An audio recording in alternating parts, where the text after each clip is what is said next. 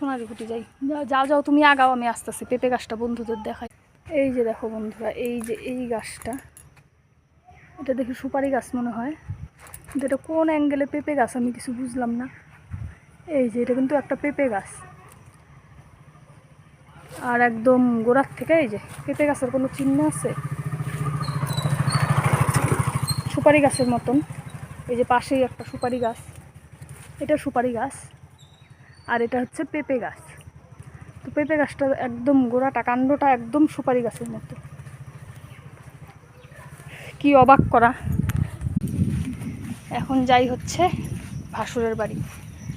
তো টোটোতে করে আসলাম, আর অনেকটা দূর হাঁটতে হবে। এই যে আমার কর্তামশাই আগে আগে, একটু হাওয়া আছে, গ্রাম তো হাওয়া আছে বেশ সুন্দর, ভালোই লাগতেছে, কিন্তু রৌদ্রও আছে। চলো যাওয়া যাক, শ্বশুর বাড়ি যাই।